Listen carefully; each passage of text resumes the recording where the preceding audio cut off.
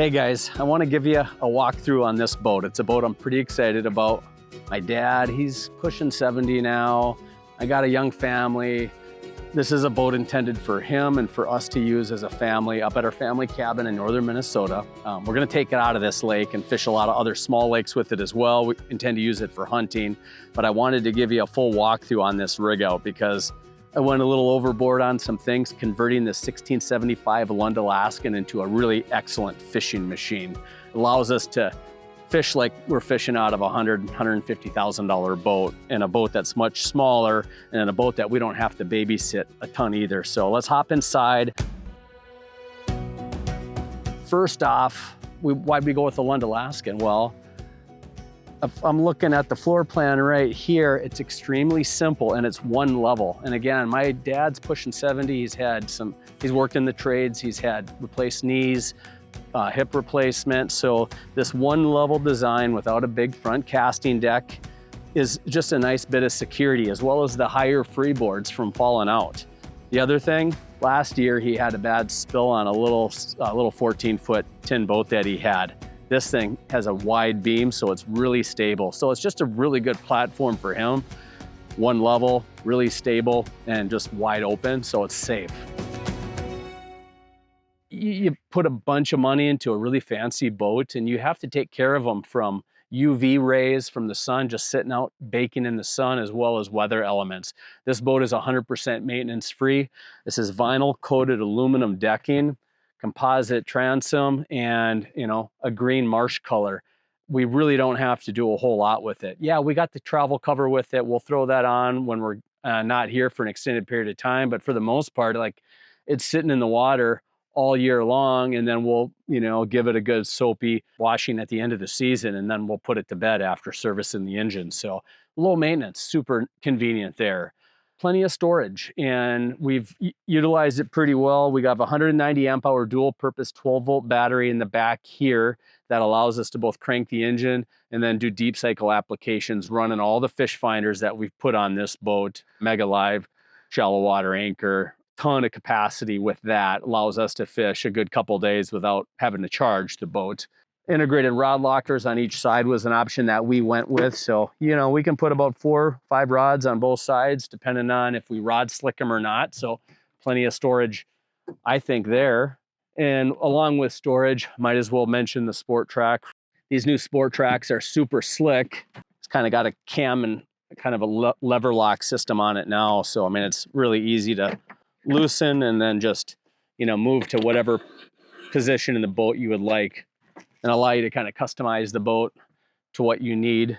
One accessory we really like here is the tool holder. You can see how slick this is up front. You can simply slide it out.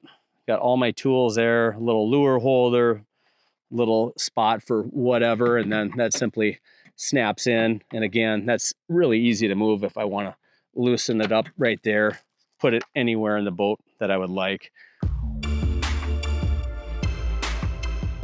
The previous generation of the Alaskan was rated for a 60.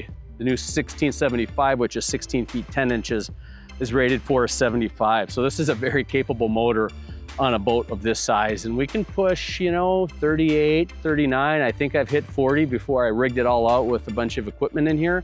So fast boat for its size, which makes it a boat that we're pretty comfortable taking out on some good sized water where we got to make a longer run. 3-footers, yeah, we can handle it just fine. We put a 4-blade Spitfire prop on there. That's a 17 pitch, so we get a really solid hole shot out of that. One thing that is a little unconventional is TH Marine Atlas jack plate on a tiller boat like this. But why not? At Wired to Fish, our staff have ran TH Marine Atlas jack plates for a lot of years, and once you start using them and get used to them, it's kind of tough not to have them. The primary reason I like a jack plate is shallow water runnability. Now we're at my cabin right now, and it's like 1.5 feet for 100 yards out, and there's some rock right out there.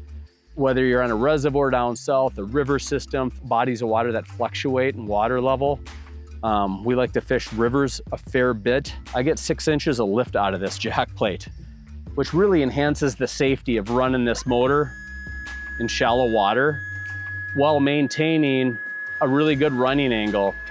So let's just pretend that this is a direct transom mount. I need to trim that engine way up to go in shallow water, but that's not a very efficient thrust angle. With this jack plate now, and I have a toggle switch mounted right over here, gaining that 6 inches is gonna result in keeping that skeg and that prop cleaner over time. I'm gonna hit bottom a lot less with that. This boat's sitting on the dock basically our entire open water season. If you were to look down at the hull right now, because this boat has been in the water all summer, you're gonna see a lot of algae. By raising this all the way up, I can totally clear this engine from the water and keep it nice. Shallow water anchor, simple 8-footer there, super low profile, doesn't get in your way of fishing off the back of the boat. Drop it down at the public water access or at the dock if you don't want to run a bunch of ropes. Have the hand remote mounted for the shallow water anchor here. As I'm driving, I'm able to just simply put my hand over, control that.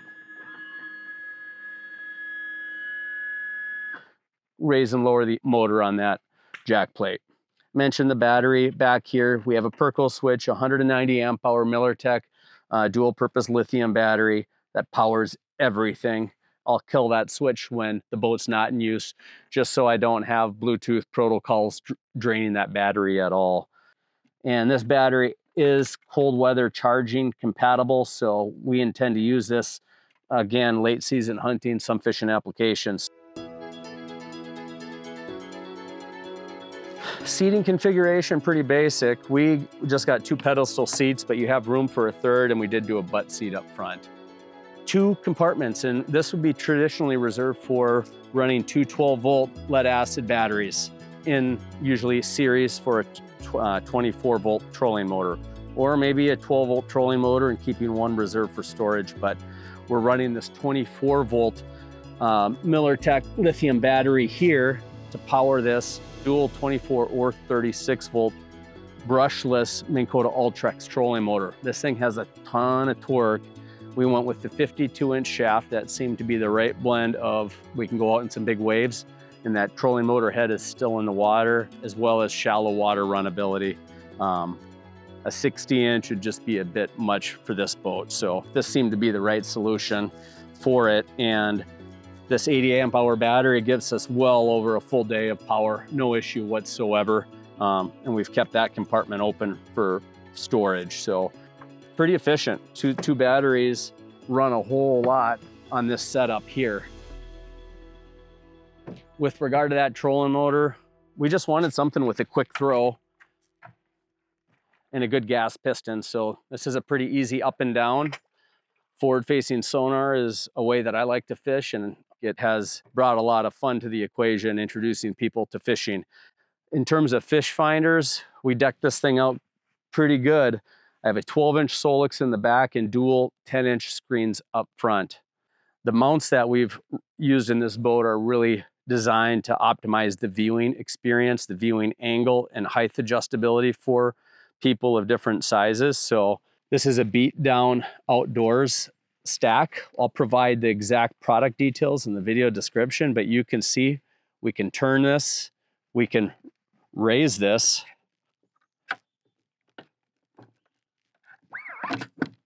and I could actually, I'll lower it, I could actually unscrew this top cap and add another mounting pole to thread in here if I really wanted to raise this, but it's already plenty high for this boat. So this has been one of the cooler mounts that I've seen in bass fishing. We have them rigged on our Lund 2075 Pro V Bass at Wire to Fish, and they made a big splash in the rigging scene just because of that flexibility and providing the perfect viewing angle. I still have them gimbal mounted, so I can change my viewing or my angles of the actual fish finders here. I can turn this and I can raise and lower it. So that gives me a whole lot of customization. Now, we talked about those units a little bit already, but again, just from a fit and finish standpoint, I wanted a clean boat that was going to minimize tripping hazards and just overall, given the size of the boat, not have a bunch of crap hanging around. So we went with a waterproof Minn Kota plug here brings that Ultrex power supply down nice and vertical here. I can scrunch it up to the front, nice and low profile. We did a TH Marine jacket over all of our cable bundle here just to keep things tight. And then this TH Marine braided sheath or cable sheath here, which routes across from inside here.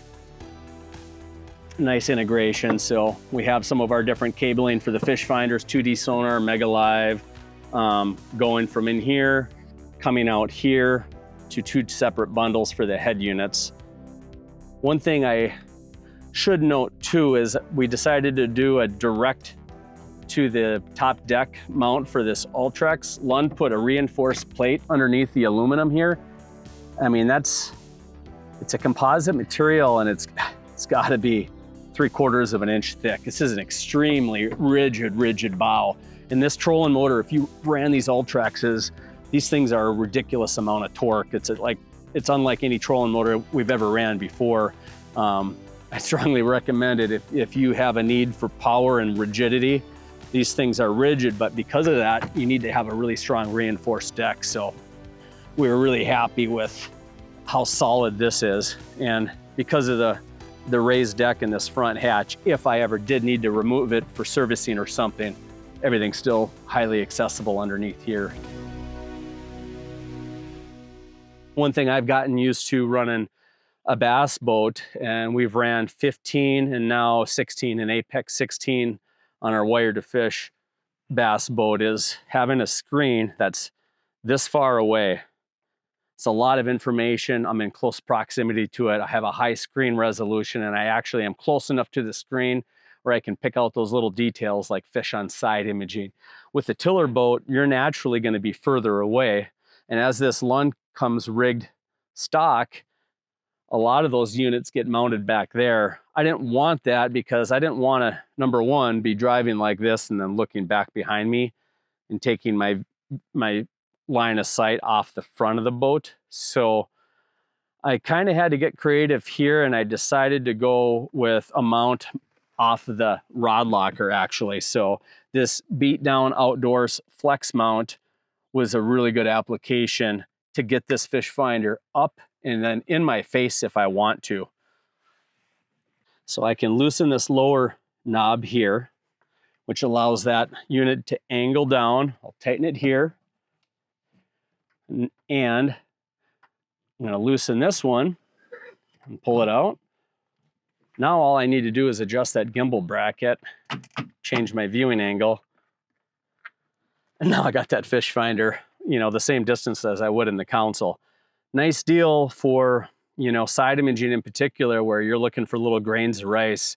Fish can be tough to see, so you need to be up on your unit a little bit. And then with the touch screen here, I can take advantage of all of the Humminbird touchscreen functionality. And I still have plenty of adjustability. If I loosen this knob a little bit, I can rotate it some, and then, maybe I don't need it that close. I can lower it some. That's about perfect right there.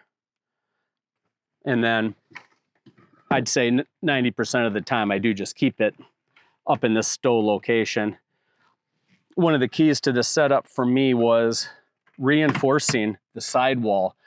This boat wasn't designed to put a heavy unit hanging off the side of this aluminum. So I put some 3/4 inch plywood on the back side.